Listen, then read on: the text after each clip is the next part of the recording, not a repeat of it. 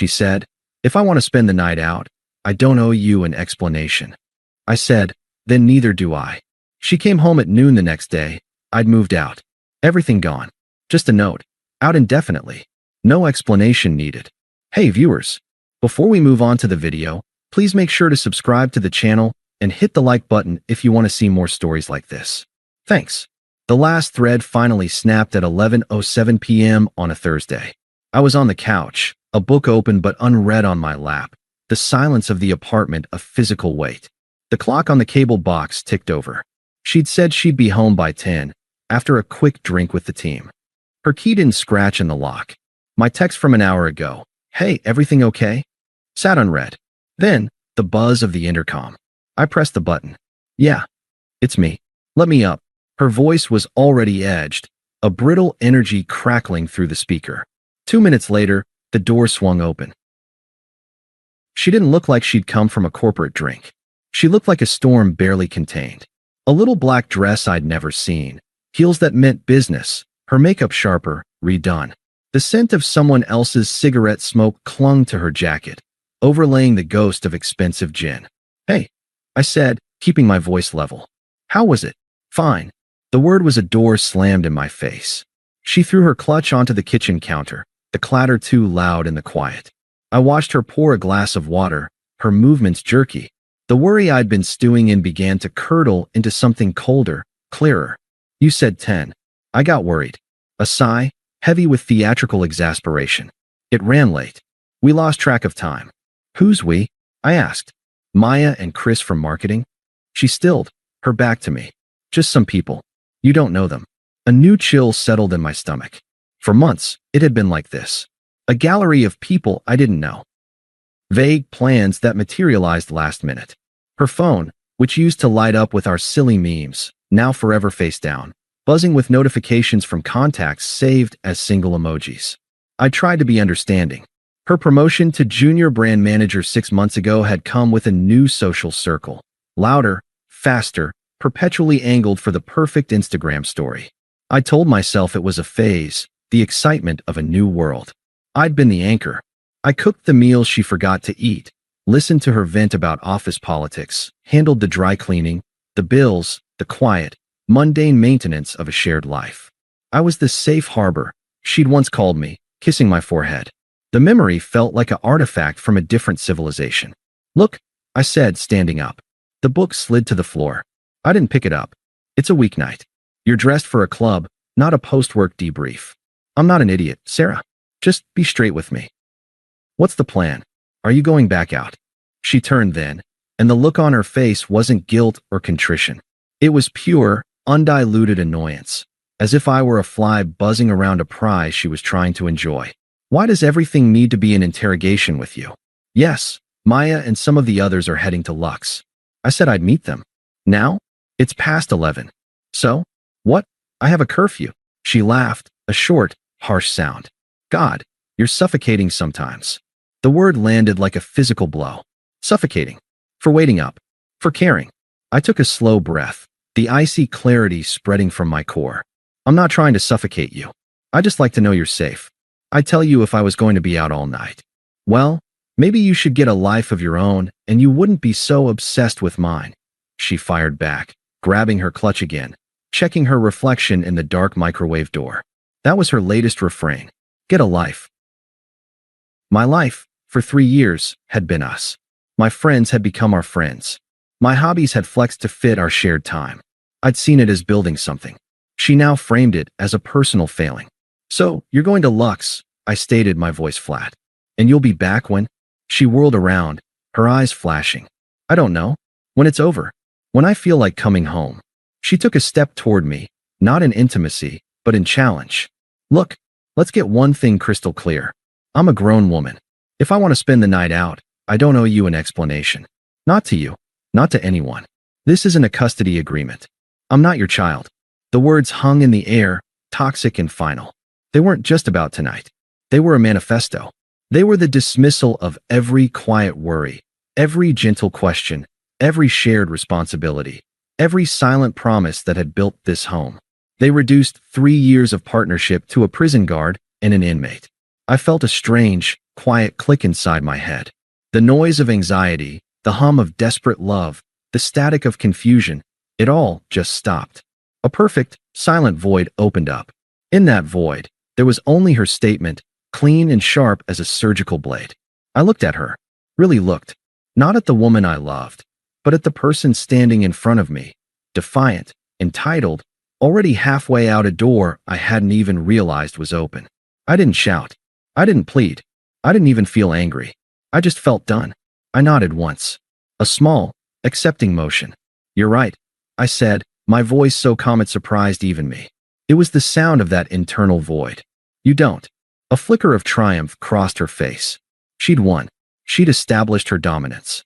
I met her eyes and delivered the corollary, the only logical response to her new rule of law. "And then neither do I." She blinked, the triumph faltering, replaced by a flicker of confusion that quickly hardened into a sneer. She thought I was being petulant, throwing a childish comeback. She didn't hear the finality in it. "Whatever," she scoffed, rolling her eyes. She adjusted her dress, a queen dismissing a jester. "Don't wait up." And with that, she was gone.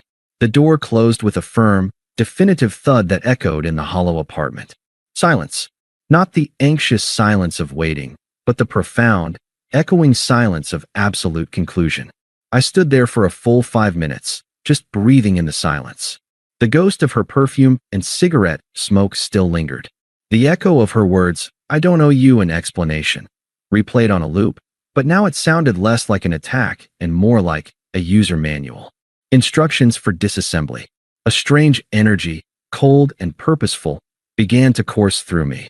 The grief was there, a vast, dark ocean waiting to pull me under, but for now, I was standing on an ice floe of pure focus. I had to move before the grief thawed and swallowed me. I walked to the bedroom we shared, our room. I looked at the king-sized bed, the mismatched nightstands, hers cluttered with skincare, mine with a book and a watch. The framed photo on her dresser from a trip to the coast 2 years ago, our faces wind-whipped and happy. It all looked like a museum exhibit.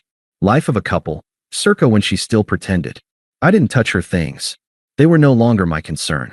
From the top shelf of the closet, I pulled down my old, sturdy suitcase and a set of moving boxes I'd kept from our last move.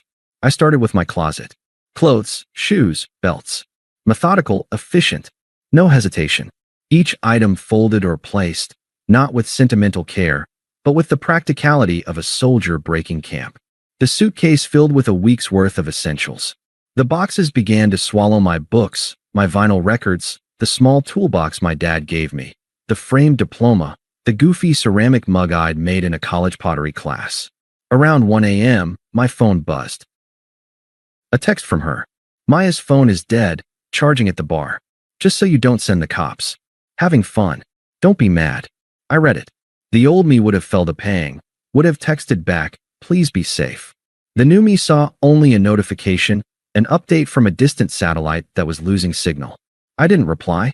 Instead, I went to my phone settings and changed her contact name from Sarah Redhart to S. Then I opened the banking app and transferred my half of the last paycheck into my personal savings account, separate from our dwindling joint fund for future trips. The numbness was a superpower. It let me move through the apartment like a surgeon, removing the vital organs of my former life. I took my PlayStation, my laptop, my headphones. I left the TV we'd bought together, the fancy stand, the decorative pillows she'd obsessed over. I packed the good knives my mother gave us, but left the pots and pans. I was curating a new existence, not looting the old one. In the living room, I paused before the bookshelf. Our books were intermingled. Carefully, I slid mine out, leaving gaps on the shelves like missing teeth.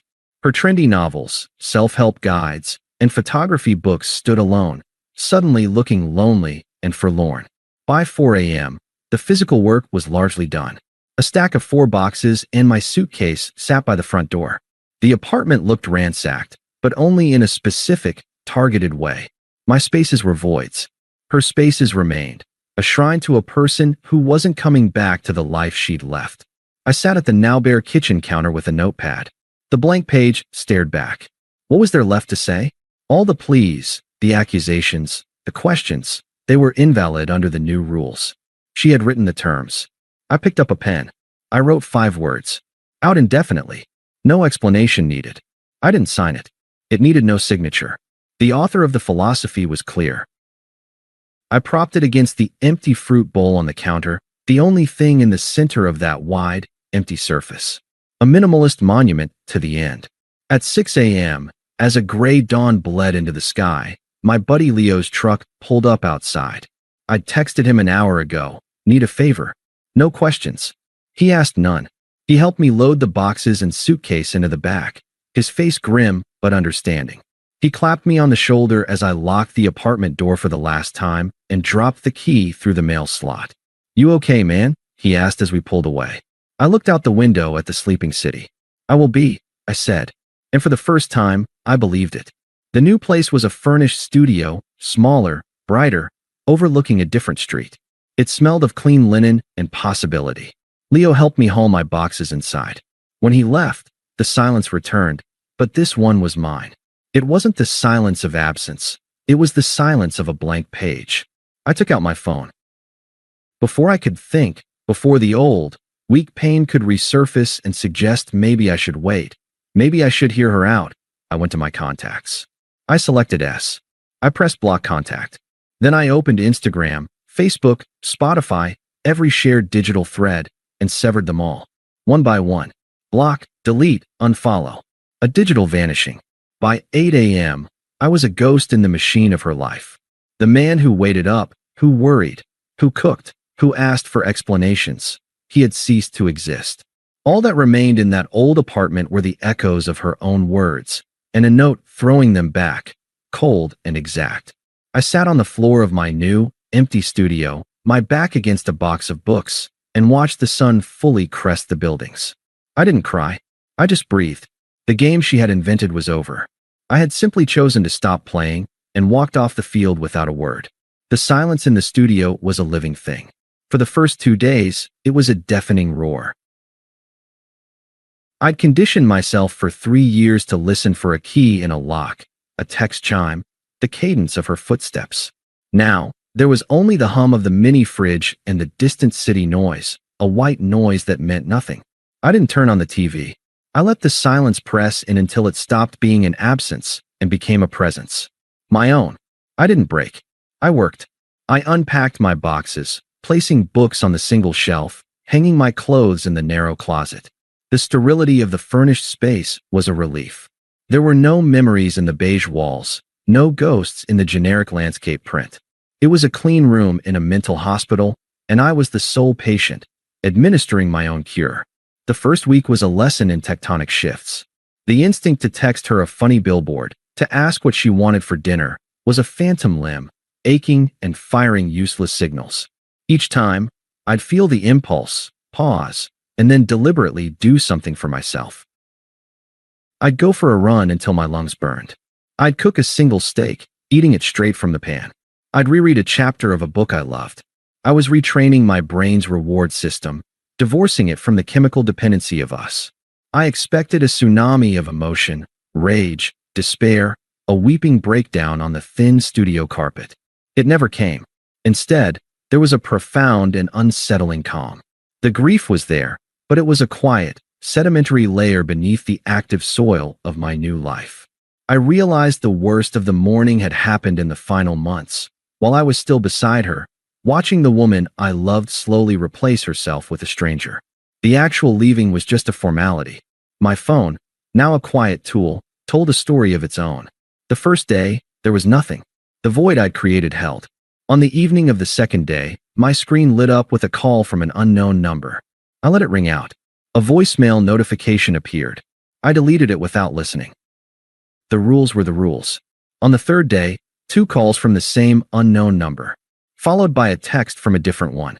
Unknown number, 10:14 p.m. This is Maya. Sarah is freaking out. What the hell did you do? Call her. I stared at the text. What the hell did you do? The framing was perfect. In their narrative, I was the active agent of chaos. Her declaration of independence, her night out, my quiet dissolution of our life. These were not causal links. My action was an unprovoked earthquake. I felt a flicker, not of anger, but of cold satisfaction. The first flying monkey had been deployed. I blocked the number. The true outline of her unraveling came in fragments, a puzzle assembled from stray data points. A week after I left, I logged into the shared cloud storage we'd used for bills, a task I'd always handled. I needed a PDF of our old lease. The most recent uploaded file wasn't a bill. It was a screenshot uploaded from her phone 4 days prior. It was a text conversation with someone saved as J-Fire. J-Fire, 12:03 p.m. last night was wild. LL, you good? Sarah, 12:15 p.m. I'm not good. My boyfriend moved out.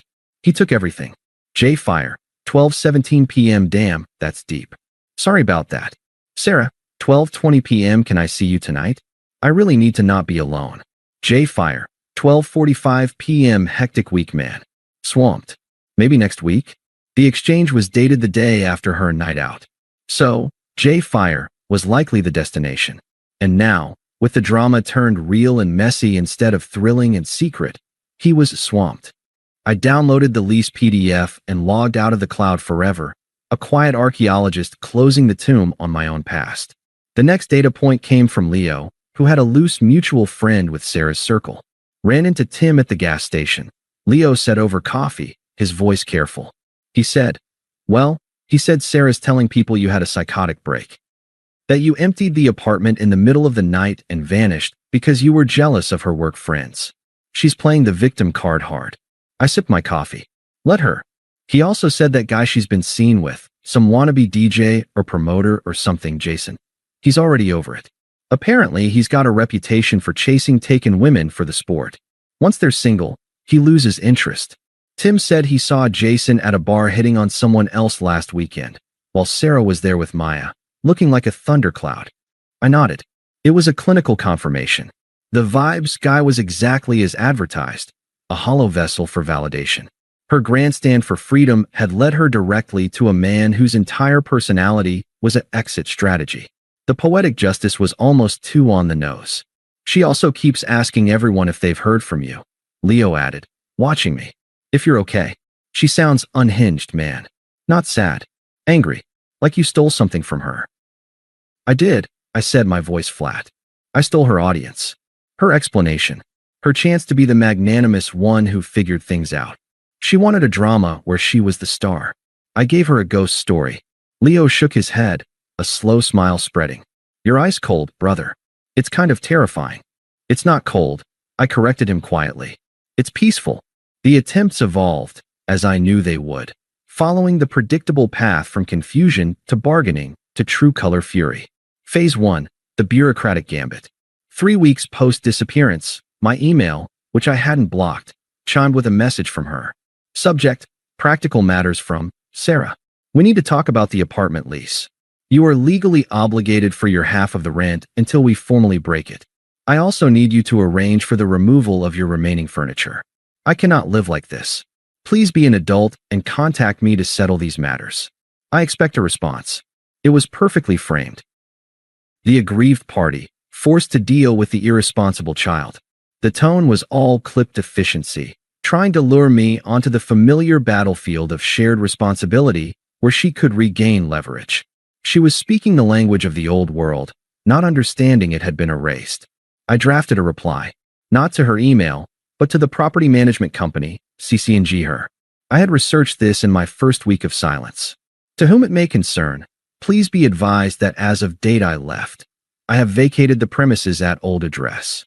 My ex-partner, Sarah, last name, remains in residence. I hereby formally relinquish all claims and responsibilities under the lease, effective immediately. Any further communication regarding this property should be directed to Ms. last name. Attached is a copy of my government ID and a signed letter of relinquishment. Sincerely. I sent it. A minute later, her email address erupted into my inbox with a flurry of replies, all desperate to undo it. Do not accept this. This is not agreed. We need to discuss. The professional veneer had cracked in under 60 seconds. I set up a filter to send all emails from her address directly to a folder labeled Archive. I never opened it. Phase 2, the emotional ambush. A month in, the voicemail came. She must have borrowed a phone from a stranger or bought a burner. The number wasn't blocked. Her voice was thick, ragged, a performance of shattered glass. Hey, it's me. Please. Please just listen. I'm at the apartment, and it's so empty. I can't sleep. I keep hearing the door, and it's never you. What you did, it was so cruel. So final. I didn't mean it, okay? What I said. I was stressed. I was drunk. I was an idiot. He was nothing. A mistake. You were my everything. My real life. Please, I just need to hear your voice. I need you to tell me why. Why would you do this to us? To me? After everything? Just give me an explanation. One explanation. Please. The hypocrisy was a sublime work of art. I need an explanation. The very commodity she had declared obsolete. Her voice broke on a sob at the end. The old me would have felt his heart tear in two. The new me listened with the detached analysis of a linguist. The subtext was clear. My new source of validation vanished, and the old one is not responding. This is inconvenient and painful. Restore my supply. I saved the voicemail. Not out of sentiment, but as a benchmark. A before and after snapshot of her desperation. Then I deleted it and blocked the new number.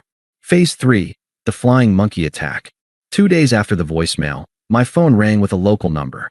I answered out of habit. Finally, a sharp female voice barked. Maya, do you have any idea what you've done? You have completely destroyed her.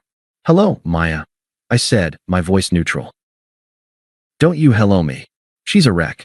She can't work, she's crying constantly. You ghosted her like a coward over one stupid fight.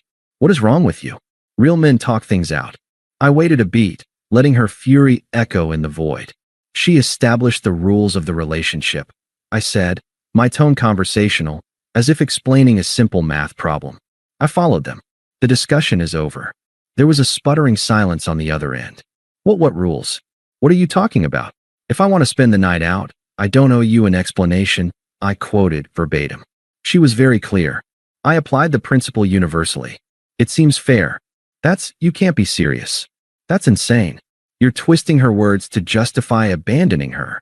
I'm not justifying anything, I said, the calm in my voice now a weapon. I'm stating a fact. She drafted the policy. I enacted it. The result is her problem to manage, not mine. Please do not contact me again. I ended the call. Block that number too. The fortress of my peace was quiet once more. Phase 4, the public confrontation. The ambush came 8 weeks after I left. I was leaving the gym on a Saturday morning, sweat damp and pleasantly drained, headphones in. A figure stepped directly into my path. I looked up. It was Sarah, but a diminished, frayed version. Her hair was pulled back in a messy bun, her eyeshadow smudged as if from old tears, not a fresh application. She wore leggings and an oversized sweatshirt that belonged to someone. Maybe Jay Fire. Maybe just a souvenir from her newfound chaos. I pulled one headphone out. Excuse me, I said, making to step around her. You left me. The words were a raw accusation, hurled at me in the bright sunshine of the parking lot. You left everything. What? I stopped. Looked at her. There was no love here, no fond memory. Just the person who had authored my pain, now standing in front of me demanding an invoice for it. I didn't leave you, I said, my voice even. I exercised a clause in our informal contract. The no explanation needed clause. You drafted it. Her face contorted, confusion and rage battling. That's not fair. That was in the moment. You're taking it out of context to punish me. No punishment. I shook my head slowly. Just precedent. You said it. I honored it. Now, if you'll excuse me. I moved to walk away. Her hand shot out, gripping my forearm. Her touch felt like a static shock, unpleasant and alien. Wait. You can't just, we have to talk. About the security deposit. About us. I looked down at her hand until she released it. I met her eyes, and in mine she must have seen the absolute void, the complete emotional vacancy where she once resided. There is no us, I stated, a simple report of the weather. There is you, and there is me. The connection you are referring to was terminated. By you. The paperwork just took a night to process. Her desperation curdled, finally, into the true color anger I knew was underneath. The victim mask slipped, revealing the entitled architect of her own disaster. Her eyes narrowed, her lips pulled back from her teeth. You're a heartless bastard, she hissed, the venom pure and undiluted. I hate you. I hope you're alone forever. A small, almost imperceptible smile touched my lips. Not of happiness, but of recognition. Here was the unvarnished truth, the core selfishness that had driven the final act. The script was complete. Noted, I said quietly. I put my headphone back in, turned up the music, and walked to my car. I didn't look back in the rearview mirror. The reflection ahead was all that mattered. Thanks for watching. Make sure to subscribe to the channel and hit the like button. What do you think about this story? Share it in the comments.